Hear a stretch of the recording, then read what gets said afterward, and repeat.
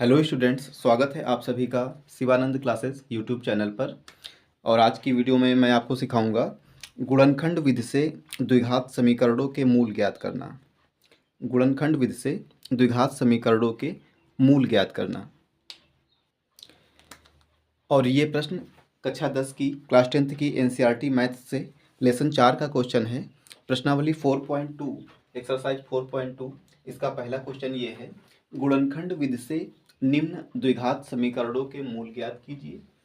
और पहला समीकरण दिया गया है x square minus 3x minus 10 बराबर 0। हमें इस समीकरण के गुणनखंड विधि से मूल ज्ञात करने हैं। तो देखिए, अब गुणनखंड विधि से हमको मूल ज्ञात करने हैं, तो पहले हम इस समीकरण के गुणनखंड करेंगे। समीकरण के गुणनखंड करेंगे मध्य पद को दो भागों में बांट करके। यहाँ पर अचर पद 10 है, तो हम 10 के ऐसे गुणनखंड लिखेंगे जिनको घटाने पर 3 आ जाए। तो देखिए, 10 का गुणनखंड 5 दूनी 10 होता है और 5 में 2 घटाने पर 3 आता है।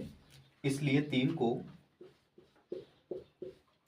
दो भागों में बांट के लिखेंगे, 5 माइनस 2, एक्स जैसे का तैसे माइनस का 10 जैसे का तैसे।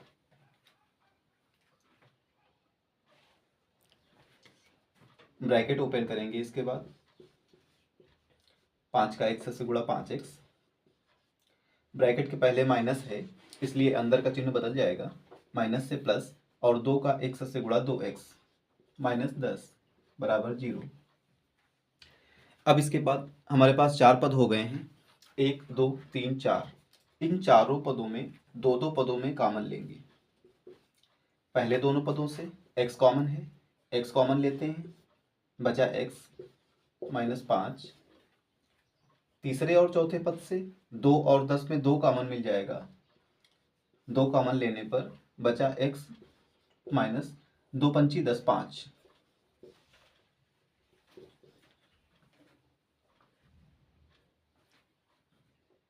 अब इसके बाद x माइनस 5 और x माइनस 5 दोबारा कॉमन लेंगे, बचे x और प्लस के 2, ये हमने अगले कोष्ठक में लिखे।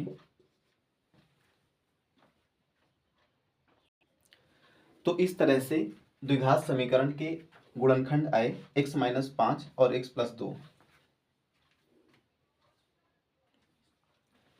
अब इन्हीं गुणनखंडों के आधार पर हम द्विघात समीकरण के मूल ज्ञात करेंगे।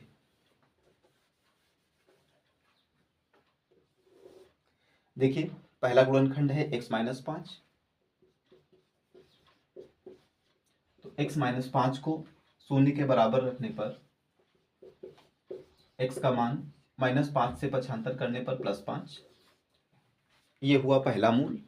और दूसरा गुणनखंड है x प्लस 2, इसको शून्य के बराबर रखने पर प्लस का 2 पक्षांतर करने पर माइनस का 2, ये हो गया दूसरा मूल। तो इस प्रकार दिए गए द्विघात समीकरण के मूल ज्ञात हो गए। अतः अभीष्ट मूल बराबर 5 और माइनस 2, 5 और माइनस 2।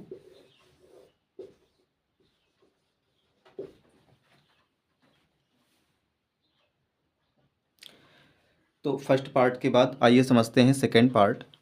सेकंड पार्ट में दिया गया है 2x की घात 2 प्लस x माइनस 6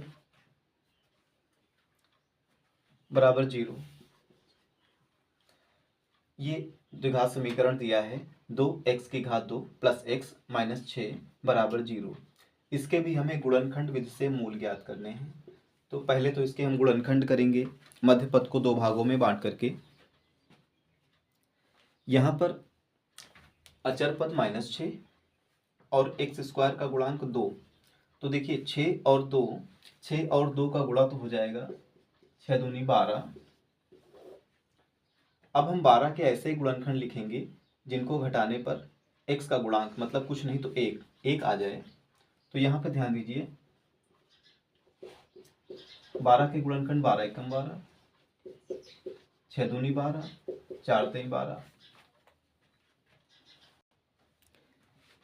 इनमें से 12 के 4 और 3 ऐसे गुणनखंड हैं जिनको घटाने पर 1 आता है। तो हम मध्य पद जो x है इसको 2 भागों में बांट लेंगे। इसका गुणांक 1, 1 को 2 भागों में बांटेंगे 4 - 3 करके। 4 - 3, x - 6 बराबर 0, जैसे का तैसे।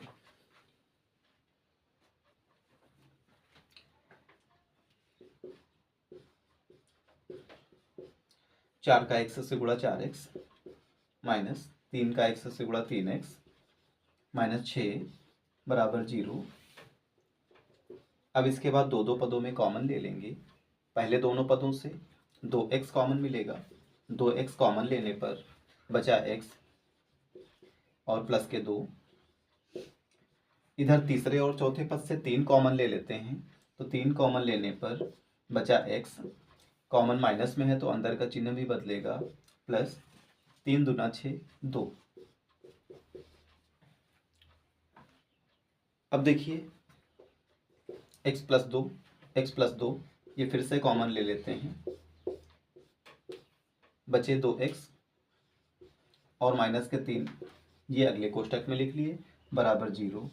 तो ये तो हो गए दिए गए द्विघात समीकरण के गुणनखंड। अब इन्हीं गुणनखंडों के आधार पर हम मूल ज्ञात करेंगे।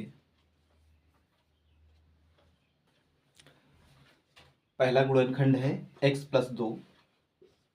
तो x प्लस 2 को शून्य के बराबर रखने पर x का मान आएगा प्लस का 2 पक्षांतर करने पर माइनस का 2। ये हुआ पहला मूल। और दूसरा गुणनखंड है 2x - 3 बराबर 0, -3 पक्षांतर करने पर प्लस का 3। और 2 जो x का गुणांक है ये हर में लिखा जाएगा 3/2। x बराबर 3/2। तो ये 3/2 हुआ दूसरा मूल।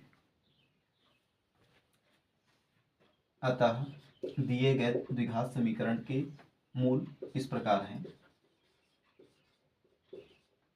अतः अभीष्ट मूल बराबर पहला मूल माइनस का 2 और दूसरा मूल 3/2। तो ये -2 और 3/2 दिए गए द्विघात समीकरण के मूल ज्ञात हुए।